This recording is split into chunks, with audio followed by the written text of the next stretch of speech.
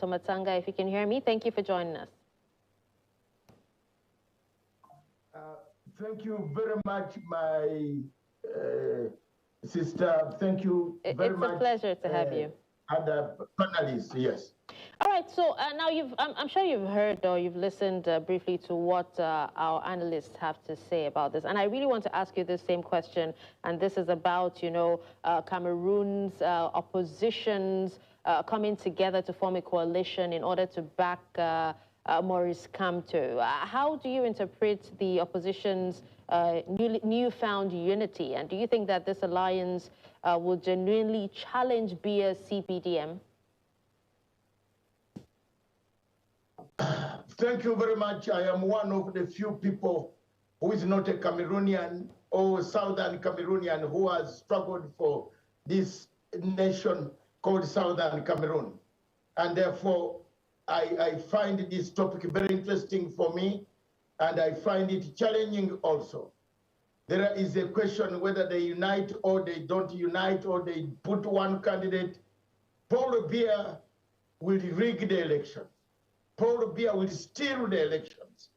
Paul Biya will make it very difficult for the opposition in that country ever to take any credit or win any elections. You know, this is a guy who has decided that he has to lead, he has to rule Cameroon, has to force people until God calls him.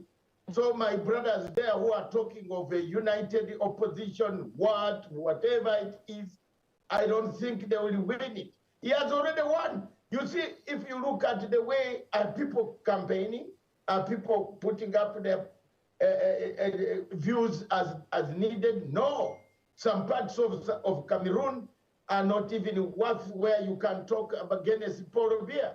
So my sister, all this, whether you put candidates, 1 million of them, Paul Biya is a dangerous guy, is one person who has been very, very ruthless against the opposition. He has locked all the intellectuals in all both places. In Southern Cameroon, they are languishing in prison. In Yaoundé, I don't think they will defeat this guy here. It is only one thing, my sister, which will defeat this guy, God. God will defeat him. And I just want to tell you briefly that I blocked his traveling abroad.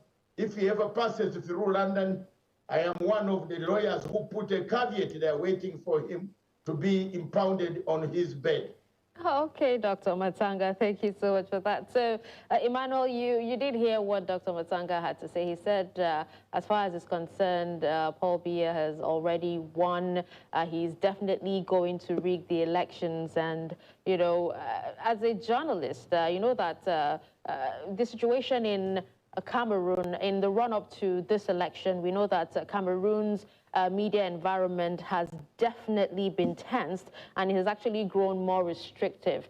Now, for example, in late 2024, the government banned any discussions of President Biya's health on media, labeling it national security. In fact, even independent outlets have faced shutdowns and censorships, and a popular political TV show was suspended. Its hosts even went into hiding amid threats. As a journalist who works in similar context, what are your thoughts on all of these restrictions on the media? Well, thank you very much. And thanks to the last speaker that just spoke now.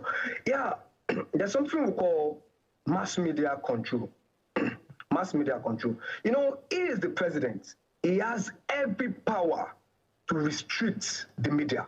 He has every power to restrict the media.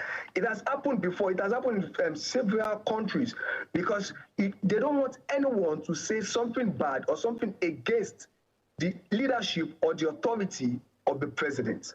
Now, like the last speaker said, he said he has won the election already. Now, for someone that has been in power for over 40 years, I don't know why you still want to go again. For the 8th time, you still need that power. Why not just step down and give other people opportunities? And still then is in power, nothing to write home about that he has done. Yes, you are very correct. Like I can see, it is mass media, it is control. he has the power to control because he is the president. But constitutionally, it is not right because the media or journalists, they have to be free. People deserve information. One of our duties is dissemination of information. People watch us, people look us as the watchdog to the government. We need to view, to check for everything they are doing. And as a good journalist, let me just say this, all journalists, their life is at risk. Because as a journalist, if you say something that the present administration does not like, the next thing they'll be doing is they'll be haunting your life. It's something that's happening here in Nigeria too, and I've even faced some oppositions like that too. So it is very correct and it's pertinent that the present administration, they have the power, but constitutionally, it is not supposed to be, because the media is a fortress of the government and they should be free to disseminate information. But because they believe that the media has power, they can do a lot of things and unveil a lot of secrets. That is why the president is restricting them. Thank you. All right. Now, Dr. Ba, briefly, if we can get your thoughts before we go on a quick break. We know that internationally, Cameroon's presidential vote is under close scrutiny. France, which was Cameroon's former colonial power and longtime ally of Biya, so far is publicly more muted now and even urgent for reforms. And we know that the US and the EU have also signaled that they expect a fair elections. But how much influence can these foreign governments or organizations even have on the process? So, we know the old context of Western interest in liberalism and democracies in Africa and that relation.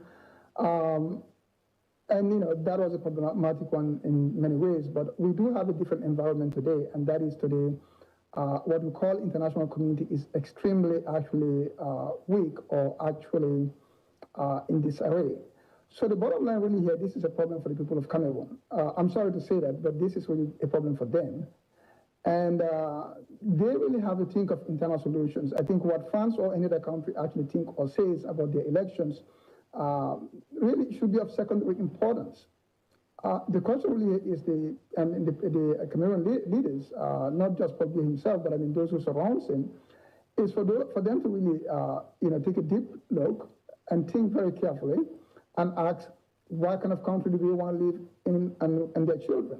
Look, when you actually build a system of corruption and authoritarian rule and so forth, it doesn't really benefit because ultimately most of these people, whatever they accumulate, it's just a name or fancy. It doesn't even get to their children because in most cases their children really they cannot. So I think the point is that it's better really it's in their own interest for them to actually build their country so that they can actually live there and die there and have honor in their country. And that requires an ethical and political leadership. All right. Well, I think with that, we'll have to take a quick break. When we come back, we'll definitely continue with this topic. Gentlemen, please stay with us.